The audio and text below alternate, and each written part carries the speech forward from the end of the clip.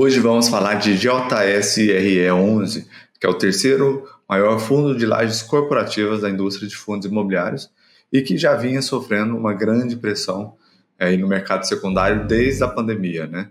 E mesmo antes dessas quedas generalizadas que a gente tem visto no mercado secundário de fundos imobiliários como um todo.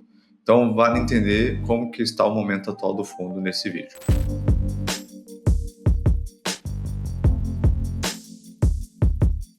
Fala pessoal, tudo bem? Aqui quem fala é Pedro da Fico, analista CNPI, especialista em fundos imobiliários da Sono Research. Trago aqui para vocês mais um vídeo do nosso quadro, o Raio X.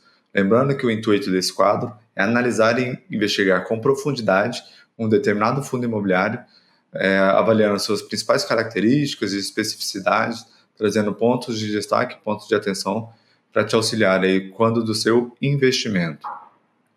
E outra coisa que vale reforçar também é que, embora eu seja um analista CNPI, certificado ali pela PMEC, e poderia realizar indicações formais, este vídeo aqui não se trata de nenhum tipo de recomendação. Nesse vídeo vamos falar de JSRE11, que é um fundo que veio ao mercado em meados de 2011, um período que o setor de lajes corporativas era bastante representativo no IFIX. Relembrando aqui, em 2011, o setor representava cerca de 55% do índice, né?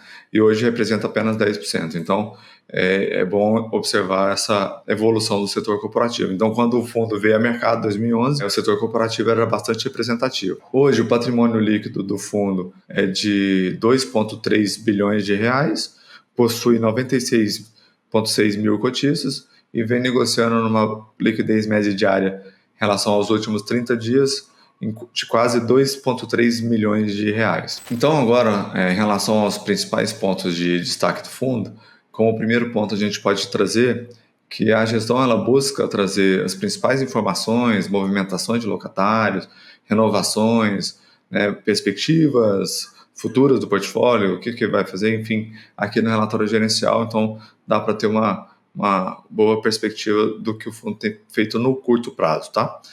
Mas da minha visão, de toda forma, eu acredito que o Safra poderia buscar uma maior interlocução com o mercado de fundos imobiliários, uma vez que a grande maioria da base de posição de custódia do mercado é de pessoas físicas e que demandam naturalmente mais informações para melhores tomadas de decisão.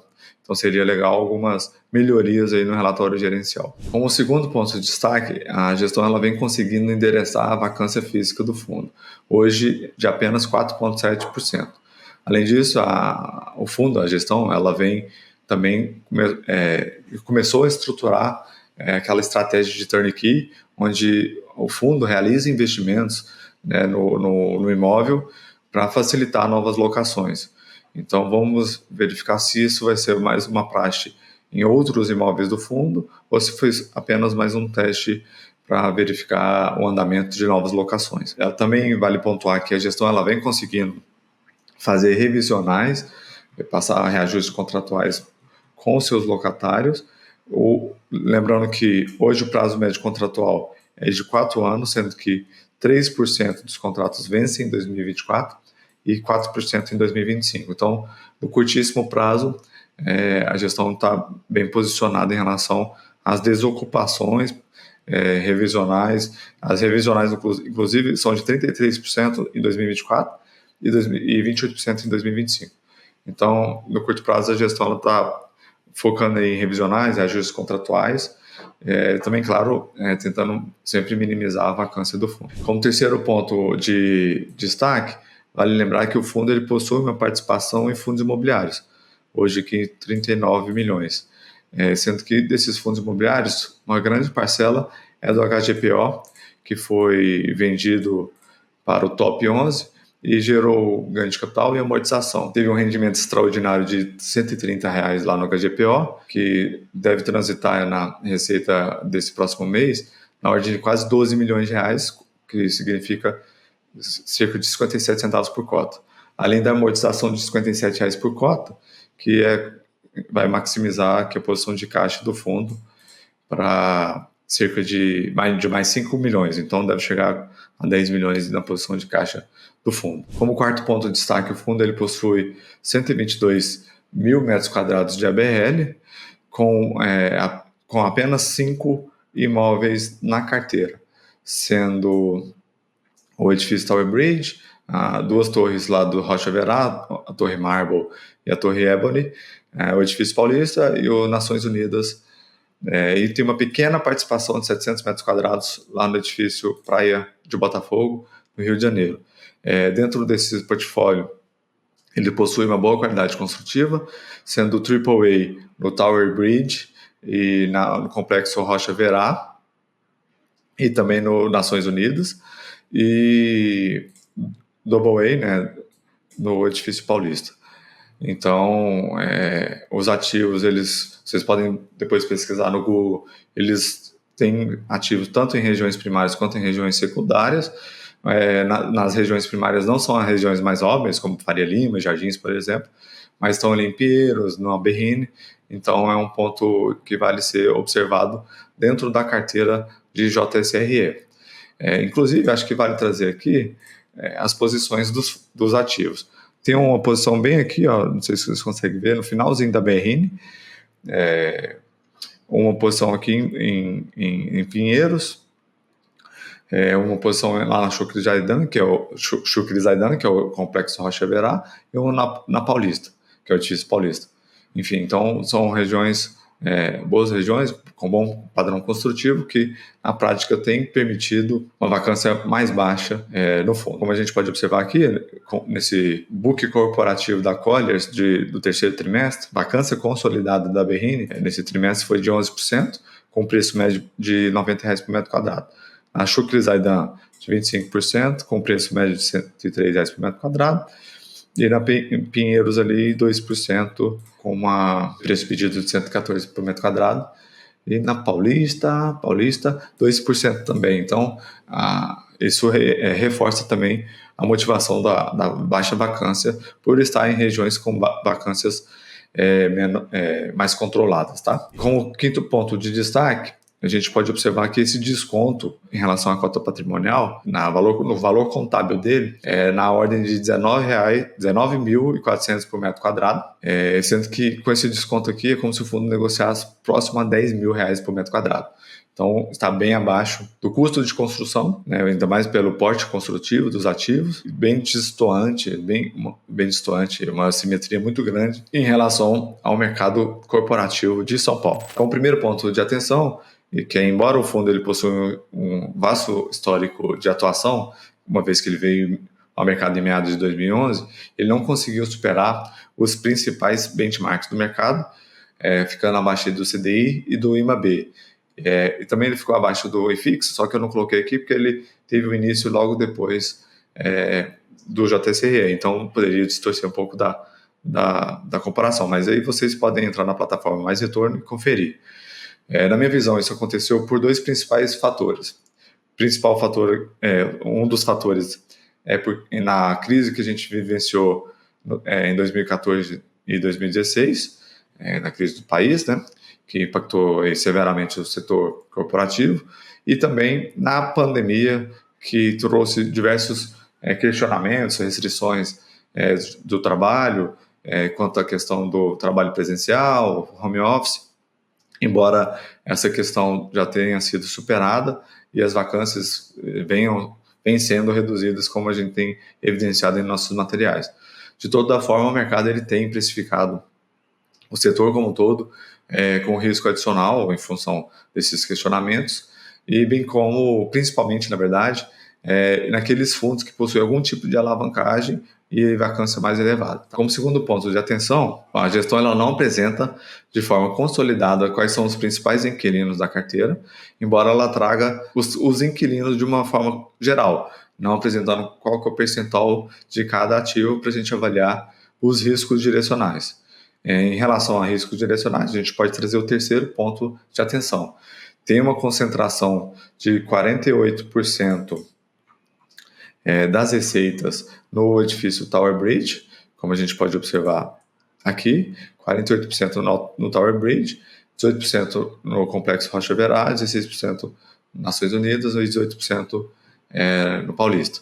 Então tem essa concentração adicional no Tower Bridge, embora a gente reforce aqui que o fundo é proprietário de 100% do ativo, possui certificação LEED Gold,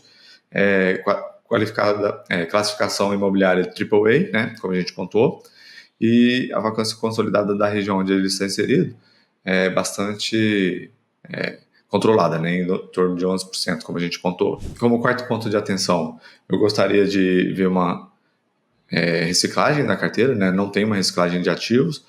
Isso poderia evidenciar ao mercado o valor real dos imóveis na economia, extrair ganho de capital, direcionar recursos para otimizar a estrutura de capital do fundo e minimizar esse questionamento que o mercado tem como um todo em relação à alavancagem.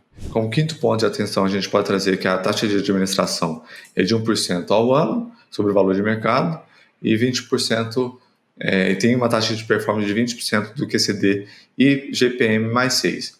Então, quando a gente verifica na demonstração de resultados, no acumulado do ano de 2024, as despesas administrativas e operacionais representaram 16,6% do total de receitas auferidas em 2024, que, na minha visão, é um patamar elevado, uma vez que está acima do que a gente julga adequado, que é entre 8% e 12%. E quando a gente coloca as despesas financeiras nessa relação, a relação ela salta para 26%, que é uma relação bastante alta. Como sexto ponto de atenção, eu gostaria de ver também, como a gente pontuou, uma melhoria no relatório gerencial. A gestão poderia apresentar um guidance de distribuição e as reservas acumuladas também. Como sétimo ponto de atenção, vale destacar que a alavancagem, embora ela seja relativamente baixa, de 5,93%, na ordem de 135 milhões, vale destacar que esse CRI ele foi estruturado em fevereiro de 2025, possui prazo de 5 anos e possui uma amortização no vencimento, ou seja, é como se fosse uma parcela bullet, e é importante observar no final desse contrato se o fundo teria recursos financeiros para realizar esse pagamento. E outra coisa que também é um ponto detrator é que eu entendo que uma taxa de CDI mais 2,6 é um custo bastante elevado e tem um descasamento em relação aos reajustes, os índices de reajustes contratuais, que são índices inflacionários, tanto IPCA quanto IGPM. Isso acaba onerando ali os resultados do fundo, como a gente pode observar, na demonstração de resultado. Tanto é que as despesas financeiras, elas representaram quase 8 centavos por cota nesse último mês. Tá? Vale destacar também aqui dentro desse ponto que o fundo possui uma posição em fundos imobiliários, como a gente tinha pontuado, um percentual pequeno, e eu entendo que são ativos que foram adquiridos ali no passado e, considerando o cenário atual, eles apresentam prejuízos contábeis. Então, a gestão não deve fazer nenhum tipo de venda nesse momento, a não ser que ela tenha lucros para poder equacionar essa relação e aumentar a posição de liquidez de caixa, tá? Inclusive, como a gente contou, o HGPO, essa venda do HGPO, pode trazer essa flexibilidade para a gestão. Ela trouxe no relatório gerencial que ela busca amortizar uma parte dessa securitização, desse CRI, e também fazer venda de fundos imobiliários com prejuízo, aproveitando esse lucro que vai ser gerado. Então, ela pode direcionar melhor essa carteira de fundos imobiliários, sobretudo pelo fato que o yield médio desses fundos investidos foi de apenas 0,53% em outubro de 2024. Então, é um yield bastante comprimido face às oportunidades que são observadas aí no secundário. Então, se ela conseguir fazer esse movimento, pode direcionar o caixa de uma forma mais assertiva, tá bom? Bom, pessoal, não esqueçam de deixar aí nos comentários o ticket que gostariam que eu trouxesse numa próxima edição. Curta o vídeo, compartilhe com seus colegas investidores para que essa informação seja levada mais adiante. Um grande abraço e até a próxima.